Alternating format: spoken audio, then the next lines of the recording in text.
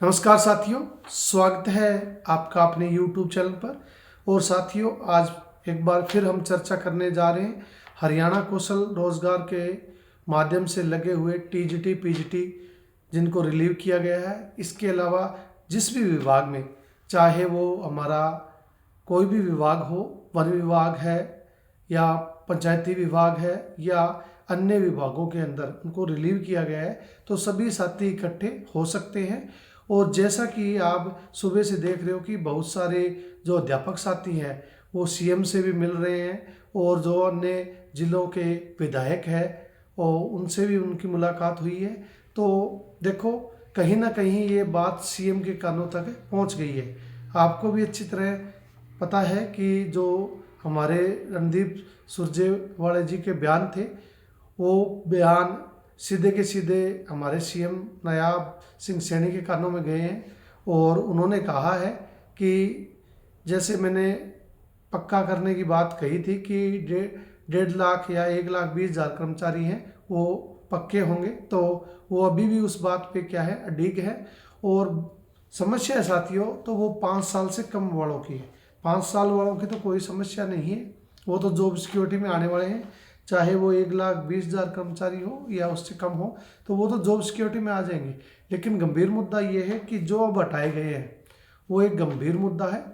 और साथियों, कुछ समस्याएं और कुछ सॉल्यूशन है वो आज की वीडियो में हम जानेंगे। तो सबसे पहला, जो पीजीटी साथी हमारे रिलीव हुए हैं, 252 पीजीटी साथी रिमूव हुए हैं। सुबह वीडियो देख रहे थे जिसके अंदर हिसार वाले साथी कह रहे थे कि उनको स्टेशन है वो दिए जाए।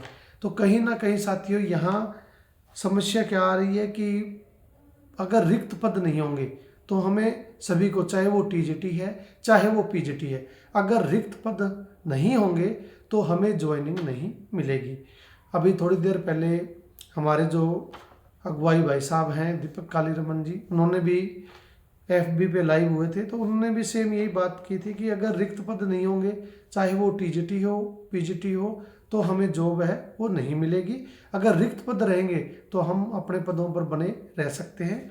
तो साथियों, अगर पीजीटी के रिक्त पद हैं तो जो 252 साथी मैथ वाले या साइंस वाले रिलीव हुए हैं, तो उनको ज्वाइनिंग है वो मिलने के पूरे पूरे चांस रहेंगे। इसके अलावा वो साथी ये कह रहे थे कि सिर्फ पीजीटी हुए हैं, तो साथियों टीजीटी भी आप देख सकते हो 200 प्लस साथी हैं वो रिलीव हुए हैं। इसके अंदर सबसे ज़्यादा हिंदी और एसएस के साथी रिलीव हुए हैं। थोड़ी बहुत मात्रा में इंग्लिश के हैं वो भी साथी रिलीव हुए हैं, लेकिन most of the TGT Hindi और एसएस के हैं वो रिलीव हुए हैं। तो साथियों, इसके अलावा जो वन विभाग है उसके अंदर भी साथियों कलरक की पोस्ट पे जो लगे हुए थे वो भी साथी रिलीव किए गए हैं। पंचायत विभाग के अंदर भी रिलीव किए गए हैं। और पिछले दिनों आपने देखा होगा कि और बहुत सारे विभाग हैं जहाँ से जिनकी सर्विस को 5 साल नहीं हुए थे, उन सभी को रिलीव कर दिया गया है। तो साथियों, एक बात तो ये है कि हम अकेले नहीं हैं, बहुत सारे साथी, हजारों घर है वो इससे जो एचकेआर का साथियों को जो रिजेक्ट किया गया है, रिलीव किया गया है, उसके अंदर हजारों घर है वो पीड़ित हैं। तो हमें सबसे पहले एकता दिखानी होगी, हमें एक होना होगा। अगर हम एक हो गए, तो मैं तो पहले दिन से कह रहा हूँ, अब तो सभी साथी इस बात को मानने लगे हैं कि एक होना होगा। तो जैसे ही आप एक होगे तो आपकी बात सुनी जाएगी, आपकी बात के अंदर वजन होगा, आपकी आवाज़ है वो बुलंद होगी। तो सबसे पहली बात तो यही है कि हमें एक होना होगा। और आपको ये बता दें कि जो 2 रास्ते थे कि एक तो कोर्ट का, दूसरा सीएम एमएलए या एमपी से मिलने का था। तो कोर्ट वाला जो मामला है वो आपको जो आने वाला हफ्ता है, कमिंग वीक है, इस हफ्ते यानी कि कल आपकी 7 तारीख हो जाएगी, 7 से 7 14, यानी कि 14 अप्रैल से पहले पहले आपको कोई ना कोई हियरिंग है वो देखने को मिल जाएगी। और उस हियरिंग में क्या होगा वो तो साथियों आगे आने वाले समय ही बताएगा।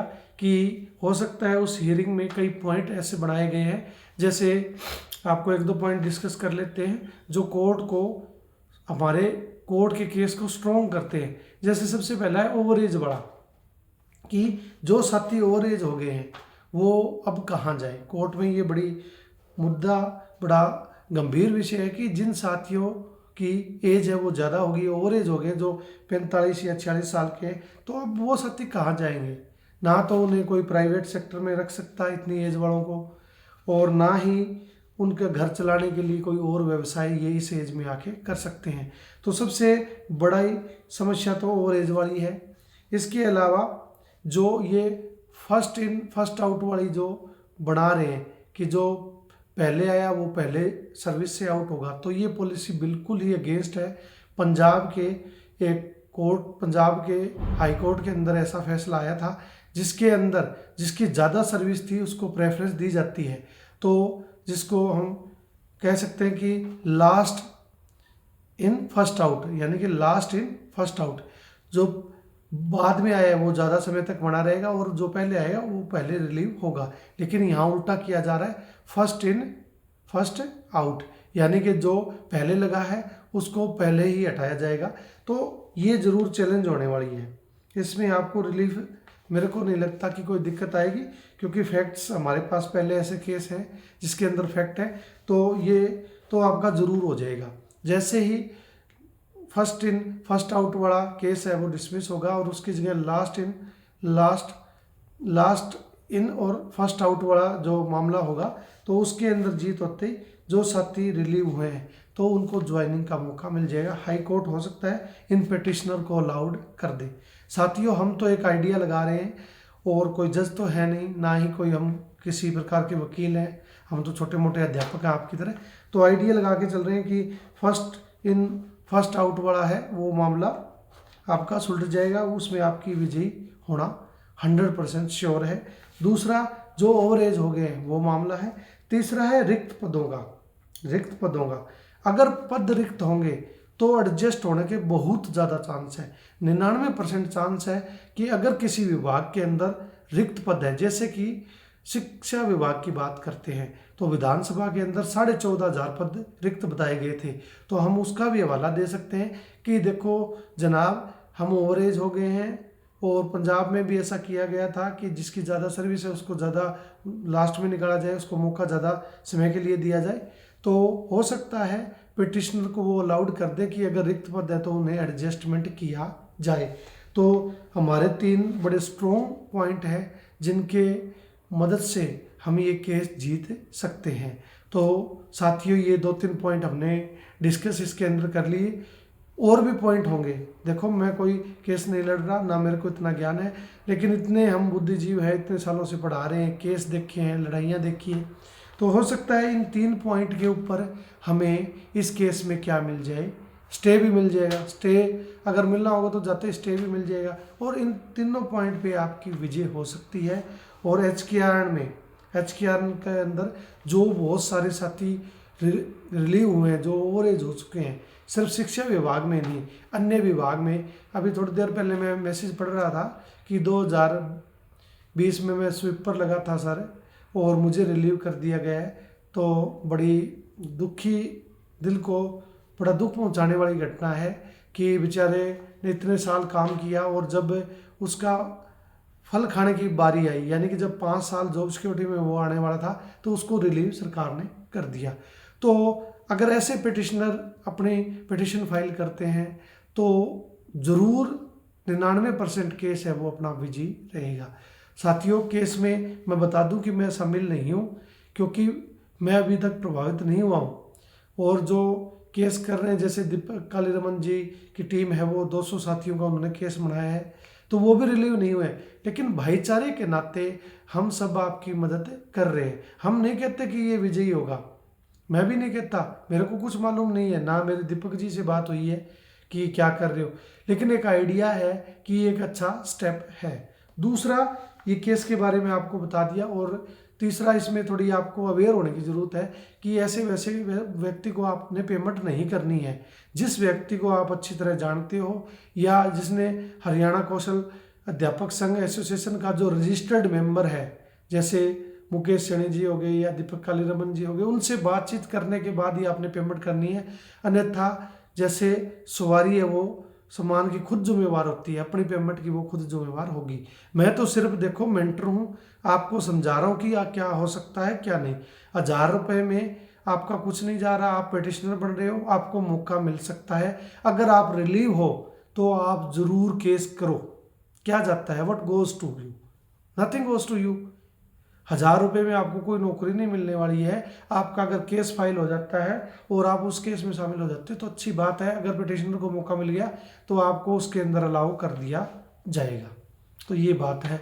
और बाकी मेरे को तो आप माफ़ ही करें कि मैं कोई कोर्ट केस से लेना देना कोई नहीं है। मैं आपका बड़ा भाई मान लो, और या आपका कोई मान लो एक गाइड मेंटर होने के नाते आपको सिर्फ समझा रहा हूँ कि अच्छी बात है। अगर 1000 रुपये में आप पिटिशनर बनते हो, मैं खुद HPSC PGT में पिटिशनर बना हुआ हूँ। मेरे को किसी ने बोला थोड़ी था, मेरे को भी पता है कि अगर अन्य साथियों को HPSC PGT का सब्जेक्टिव देने का मौका मिलेगा तो मेरे को भी मिल जाएगा। अगर यहाँ कर्मों के अंदर नौकरी लिखी है तो मैं अपना लास्ट हद तक मैं अपनी कोशिश जारी रखूँ। हार जीत का किसी को पता नहीं। अब HPSC का केस किया था, 2-2 हज़ार रुपये लिए थे धनपत जी ने। धनपत जी को मैं जानता हूँ अच्छी तरह, बात भी होती रहती है। 2-2 हज़ार रुपये लिए थे और सभी ने भाग के 100 जनों ने तो उसी रात पेमेंट कर दी थी। और सभी पिटिशनर है, मैसेज आते हैं जब भी डेट फिक्स होती है, फाइल हुआ केस तो भी मैसेज आई। और जब लेकिन ऑथेंटिक बंदे को पैसे सभी ने दिए, सही जगह लगे। और हमारा केस है वो हाई कोर्ट में वो चल रहा है, विचाराधीन है। और आपको पता है कि 25 तारीख है, वो 25 अप्रैल लगी हुई है। तो साथियों कोई दूर नहीं है इनसे। केस करके हम भी राजी नहीं थे, 33% डिलीट थे। तो कहीं ना कहीं जो साथियों को मौका नहीं मिला, और एज हो गए, अब उनकी उम्र नहीं है, तो लास्ट चांस है। लास्ट में क्या पता, लास्ट जैसे कहते हैं कि अगर एक गुच्छा है था चाबियों का, तो कई बार ये होता है कि कोई चाबी नहीं लगती, लेकिन लास्ट चाबी जैसे लगाते हैं तो ताला खुल जाता है। तो भाई हमारे तो ये लास्ट ताला है, खुलता है तो ठीक है। अब हरियाणा कौशल में यहाँ भी पूरी कोशिश करेंगे, जी जान लगा देंगे। मैं खुद रिलीव नहीं हुआ हूँ, लेकिन रिलीव जैसी बात है, 2-4 दिन में सभी साथी लगभग रिलीव हो जाएंगे। और बार बार वही बात है कि इकट्ठे हो जाओ, इकट्ठे हो जाओ। आज भी जो दीपक कालीरमन जी हैं, उन्होंने FB लाइव हुए हैं, उन्होंने भी यही कहा है कि हम एक हो जाएंगे। अपने अहंकार को त्यागना होगा। कोई छोटा बड़ा नहीं है, सारे भाई बहन एक जैसे। अगर आपको रोजगार बचाना है तो आप एक हो जाओ। जैसे ही आप एक होगे, आपकी CM आपके पास खुद आ जाएगा। अब तो CM के पास आप फिर रहे हो, 2-4 बंदे, 5, 10, 20 बंदे फिरते रहोगे, कोई आपको पूछने वाला नहीं है। और कहीं ना कहीं डंडा परेड भी हो जाएगी। सीधी सी बात ये है। आपने गेस्ट को भी देखा होगा, गेस्ट भी एक प्लान लेके चले थे और वो कामयाब हो गए। उनके पास हमारे जितनी चीज़ें नहीं थी, इतने रिसोर्सेज नहीं थे, फिर भी वो कामयाब हो गए। और आपके पास तो साथियों सब कुछ है। आपके पास तो 2-2 साल के संस्कृत वाले साथी हमारे लगे हुए हैं, 2-2 साल की सर्विस है। तो हमारे पास एक ग्राउंड है, बेस है, जिसके आधार पे हम सब कुछ ले सकते हैं। थोड़ा सा आपको घर से निकलना होगा, मेहनत करनी होगी। और साथियों मैं सिर्फ वीडियो ही नहीं बना रहा, आप जहाँ बुलाओगे आपके साथ खड़ा हूँ। TGT भरते में भी आप वीडियो देख सकते हो। हर दिन वीडियो बनाता था, डालता था, लाइव भी करता था। सिलेक्शन देखो कर्मों का खेल है। It's a matter of destiny और ए लक ऑफ चांस। ये आपके भाग्य का चांस है कि आपको नौकरी मिले ना मिले, लेकिन हमारी कोशिश है वो 100% रहनी चाहिए। तो मेरी तरफ से 100% कोशिश कर रहे हैं, आप भी करते रहें, जितने के चांसेस ज़्यादा है। दूसरा, जो साथी हमारे विधायक जी से मिल रहे हैं, CM से मिल रहे हैं, बहुत अच्छी बात है। विपक्ष का भी साथ ले रहे हैं। रणदीप सुरजेवाले ने जैसे ही हमारी तरफ से बयान दिए, या श्वेता धुल जी दे रहे हैं, तो उनका इफेक्ट देखो कितना पड़ा। CM ने आज कहा है कि वो क्लिप मैंने देखी है, वो कह रहे हैं कि ऐसे नहीं किया, पत्थर पे लकीर नहीं है, अपनी बात से मुकर गए। तो कहीं ना कहीं इम्पैक्ट पड़ा है ना। तो सोशल मीडिया भी एक बहुत अच्छा प्लेटफॉर्म है, और हो सकता है मुझे भी CM साहब सुन ले। वैसे तो मेरे जैसे को कोई नहीं सुनता, आप जैसे और मेरे जैसे सुनते हैं, लेकिन फिर भी सुन ले तो CM साहब से हाथ जोड़ के प्रार्थना है कि CM साहब, हजारों घर को आप नौकरी दे सकते हो, रिक्त पद हैं, उन पे तो कम से कम आप एडजस्ट कर दो। साथियों को आप रोजगार ना खाओ। आपकी सरकार की बड़ी प्रशंसा की है, 24,000 बच्चों को आपने रोजगार दिया था, परमानेंट रोजगार दिया था। तो कहीं ना कहीं जो हम जैसे साथी ओवर एज हो गए हैं, बहुत सारों के घर का जो चूल्हा चल रहा है 20-22 हज़ार से, उसको आप बुझाने का काम ना करें, उसको जारी रखें। आप चाहे तो कुछ भी कर सकते हैं। महामहिम चाहे, एक राजा चाहे तो वो कुछ भी कर सकता है, छोटे मोटे पद है वो सृजित भी कर सकता है। तो मेरे तो यही रिक्वेस्ट है कि बेस्ट ऑप्शन है वो अपना निकल के आए। और हमारे जो अगुवाई हैं, चाहे मुकेश जी हैं, चाहे दीपक कालीरमन जी हैं, उनके भी हम बहुत बहुत धन्यवादी हैं कि वो आगे बढ़ चढ़ कर भाग ले रहे हैं। देखो, इसका जिम्मेवारी लेना बहुत मुश्किल काम है। वीडियो मैं बना सकता हूँ, लेकिन जब धरातल पे आप उतरोगे तो जिम्मेवारियाँ बहुत होगी। पीछे जींद में भी रैली हुई थी, दीपक जी से वहाँ भी मिले थे, और मुकेश जी से चलो कभी मुलाकात नहीं हुई, लेकिन हमारे जैसे ही भाई हैं। शायद सेकंड लिस्ट में, वो फर्स्ट लिस्ट के हम थे, सेकंड लिस्ट में शायद वो होंगे, मुझे ये इस चीज़ का देखो कंफर्म नहीं है। तो साथियों, ये बातें मैंने बता दी है कि हम सब भाई बहन अगर मिलके प्रयास करेंगे तो आप हरियाणा कौशल रोजगार का जो आपके पास छोटा सा रिसोर्स है, साधन है घर चलाने का, उसको आप बचा लोगे और आने वाले समय में आप अपने बच्चों को पाल सकते हो, समाज में सिर उठा के जी सकते हो। आपने 2-3 साल सर्विस की है, अब आपसे कोई और काम भी नहीं होगा। सच्चाई है साथियों, अब कुछ नहीं होगा, जीवन का कुछ नहीं बनेगा। तो उठो, खड़े हो, और रुकना नहीं है जब तक कि लक्ष्य की प्राप्ति ना हो। तो इसी के साथ साथियों, सभी शिक्षक साथियों को मेरी तरफ से शुभ रात्रि। और साथियों, अगर कोई गलत शब्द मेरे से निकल गया है या कोई मैंने ऐसा शब्द कह दिया है तो उसके लिए आप सभी से मैं वो झुक के माफ़ी भी मांग सकता हूँ, क्योंकि माफ़ी मांगने वाले बड़े होते हैं और ना झुकने वाले हमेशा छोटे होते हैं। तो हो सकता है आपके भाई के मुंह से कोई ऐसा शब्द निकल गया हो, तो बड़ा भाई समझ के आप उसमें माफ़ी भी दे सकते हो मेरे को, और कोई सुझाव भी दे सकते हो। और आपको अच्छा लगता है इसलिए तो चैनल देखते हो, ठीक है। और आप में देखो, चैनल जो देखते हैं उनमें वो खुद अपने आप को मेरे में देखते हैं, और ऐसा ही मैं क्लास में हूँ, बच्चे अपने आप को मेरे में देखते हैं, तो अच्छा लगता है। कुछ भी जिंदगी में साथ नहीं जाता, सिकंदर के साथ भी कुछ नहीं गया था, इतना धन इकट्ठा किया। आप ऐसे स्ट्रीम पढ़ते हो, और सिकंदर ने कहा है खाली हाथ आए थे खाली हाथ गए, खाली हाथ जाएंगे। लेकिन देखो, दूसरों के लिए अगर मेरे इस वीडियो से 50 साथियों को भी एक नॉलेज मिल जाती है, एक रास्ता मिल जाता है, तो इस वीडियो को बनाने का जो मकसद है वो साथियों मैं सफल मानूंगा। तो साथियों, बहुत लंबा वीडियो हो गया है, इतना नेट भी नहीं होता मेरे पास कि इसको अपलोड कर सकूं, तो कैसे न कैसे आपका साथी ये करेगा। तो आप तैयार रहें, बिल्कुल घबराएं ना। जो साथी घर बैठे हैं, चिंता करने की ज़रूरत नहीं है। आपके लिए दोनों टीमें, चाहे हक्का है, चाहे एचकेआर की पुरानी टीम एसोसिएशन है, दोनों काम कर रही है, और जल्द ही अगले हफ्ते में आपको इसके रिजल्ट है वो देखने को मिलेंगे।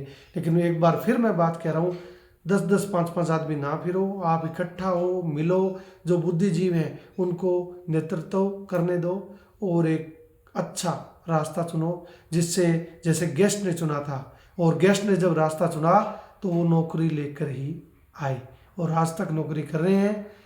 हरियाणा में 11,000 गेस्ट हैं, मजाल है किसी की उनकी तरफ कोई देख ले, उंगली उठा दे, उंगली काट लें। तो आपको भी ऐसे बनना है। हमारे भी 7,000 साथी हैं, छोटे नहीं है, गेस्ट के बराबर हैं। तो बिल्कुल नहीं घबराना साथियों। जय हिंद, जय एचकेआर। मिलते हैं साथियों नेक्स्ट वीडियो में।